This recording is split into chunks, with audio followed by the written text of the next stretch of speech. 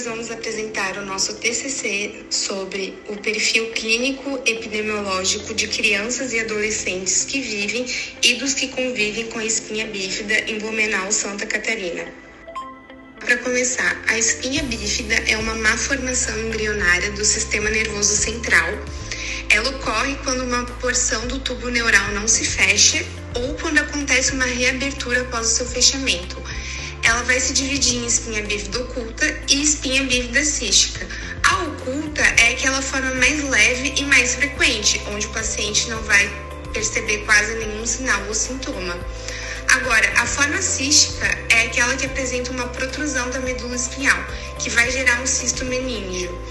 A espinha bífida cística com mielomeningocele é quando esse cisto ele contém a meninge e o líquido cefalorraquidiano.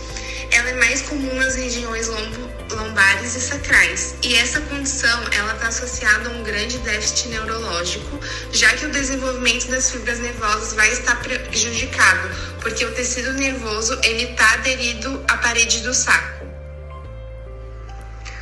Os pacientes que apresentam essa condição, eles vão ter complicações como hidrocefalia, bexiga neurogênica, problemas ortopédicos e até déficit intelectual.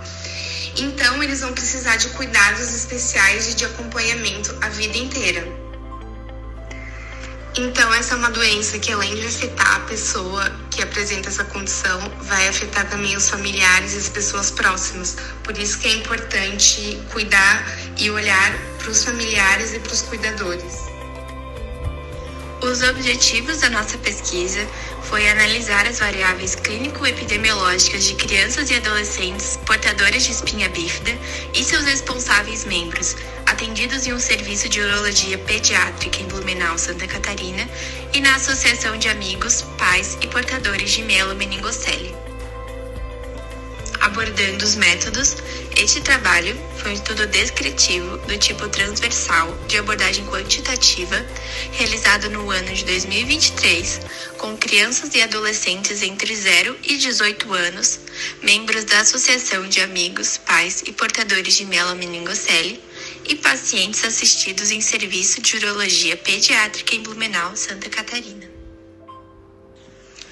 A nossa coleta de dados foi através de 4 questionários, realizados através do link que fornecemos pelo Google Forms e também realizados de forma presencial. Todos tiveram que aceitar o termo de assentimento livre e esclarecido. Dentre os 4 questionários que foram realizados, posteriormente se transformaram em 4 tabelas, sendo que a primeira tabela aborda a distribuição das crianças, a idade atual, as condições de nascimento e cor. Na segunda tabela, aborda gestação e parto, fatores sociais, antecedentes familiares e obstétricos, o uso de ácido fólico durante a gestação, a renda familiar e o número de familiares.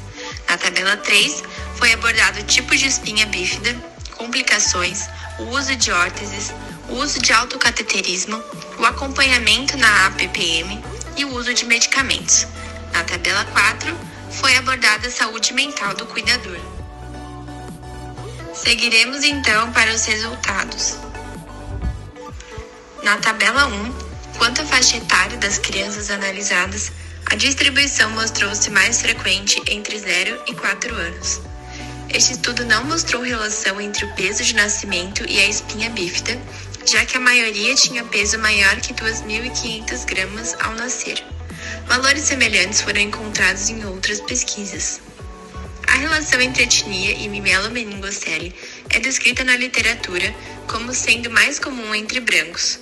No atual estudo também foi encontrada uma predominância entre brancos, o que reflete também o perfil da população residente local, segundo os dados do IBGE de 2010.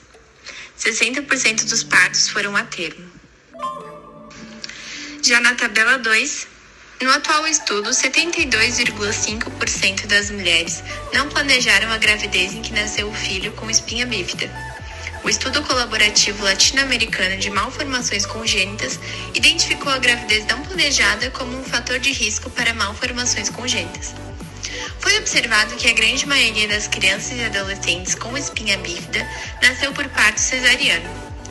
parto cesáreo para fetos com a espinha bífida é indicado pelo risco de ruptura da lesão, colaborando para a ocorrência de infecção e comprometimento neurológico. Em relação ao tipo de gravidez, foi observado que 95% são decorrentes de gravidez única, contando apenas com 2 casos de gravidez gemelar, sendo que em ambos, somente um dos gêmeos foi acometido pela malformação. A deficiência de ácido fólico é considerada o maior fator de risco e o mais importante para a espinha bífida, e a suplementação de ácido fólico pode reduzir significativamente a ocorrência de risco dessas malformações. Neste estudo, 77,5% das mães fizeram uso de ácido fólico durante a concepção e ou no primeiro semestre de gestação. O sistema neurológico em formação, ele é um dos mais agredidos pelos efeitos neuroteratógenos do etanol e do tabaco. Porém, as malformações por eles provocadas constituem as principais causas evitáveis de teratogêneses humanas. Entretanto, 25% das gestantes do atual estudo fizeram uso de ambos ou apenas um deles, enquanto estavam grávidas do filho com espinha bífida. Em relação ao acompanhamento pré-natal, a maioria das mães realizou um número adequado de consultas pré-natais e o achado semelhante foi encontrado em estudo realizado no Distrito Federal e em Recife. A maioria dos portadores pertence a famílias com renda familiar de 1 a 3 salários mínimos. Condição socioeconômica baixa, de acordo com alguns estudos, traz uma situação de elevado risco para a ocorrência de espinha bífida. Ainda, isso pode ser devido ao fato de que mães nessa faixa socioeconômica ingerem quantidades significativamente menores de proteínas, polissacarídeos, fibras, ferro e niacina, o que aumenta o risco para a ocorrência de espinha bífida.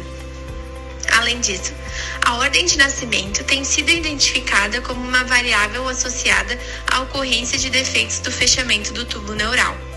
E de acordo com os resultados dessa pesquisa, 42,5% dos casos de espinha bífida ocorreram na primeira gestação.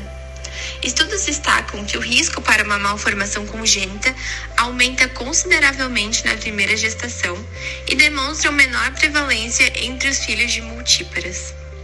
E a maior concentração de idade das mães tinham entre 20 e 30 anos no momento da gravidez de um filho com espinha bífida. O achado semelhante foi encontrado em estudo realizado em Pelotas. Porém, há uma controvérsia entre os dados de diferentes estudos contra esse fator.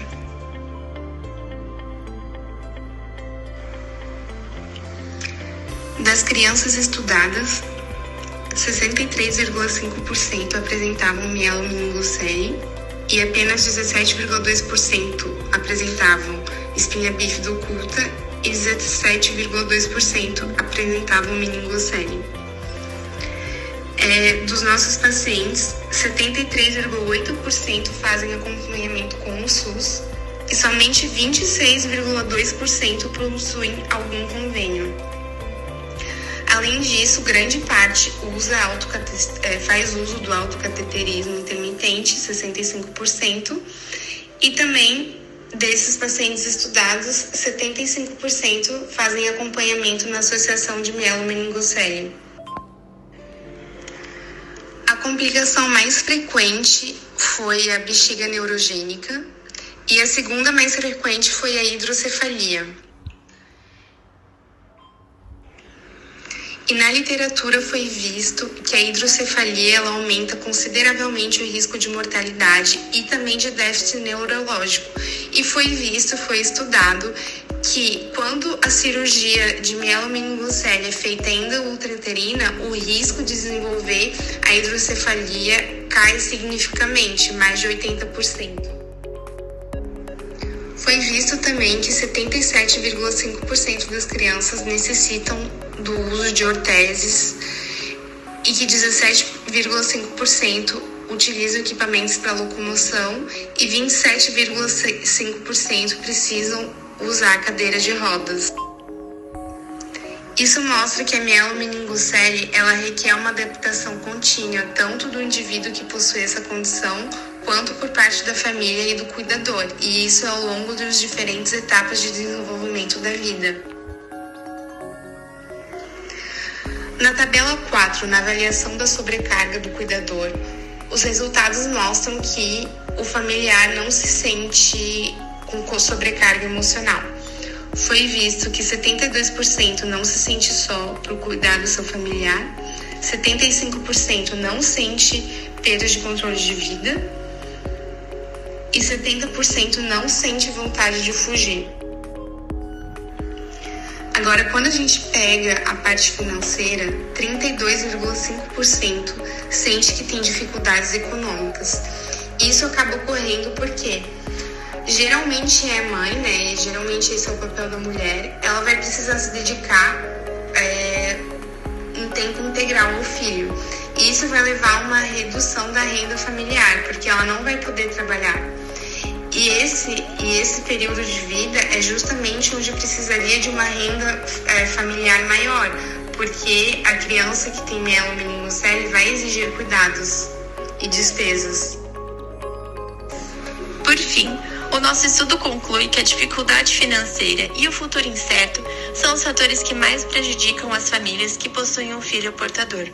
É importante o acompanhamento multidisciplinar precoce para que no futuro as crianças e adolescentes tenham independência funcional. Porém, a pouca eficiência no sistema público de saúde no atendimento às condições crônicas são um impasse. Em nossa realidade, a atenção à saúde da criança com espinha bífida se caracteriza, sobretudo, pela carência de serviços especializados com equipe multiprofissional e pela presença de profissionais de saúde inadequadamente preparados para atender às suas necessidades de forma regular e contínua. A Associação de Amigos, Pais e Portadores de Mielomeningocele de Blumenau tem se configurado como uma fonte de apoio social para a maioria das famílias. A APPM foi criada com o objetivo de dar suporte aos portadores dessa malformação e suas famílias, na busca por uma atenção integral e de qualidade em nosso município. E com esse estudo concluímos que os profissionais de saúde não devem pautar suas preocupações somente nas crianças com espinha bífida, mas também em sua família, a qual é responsável pelo cuidado dessas crianças e necessitam manter a sua saúde.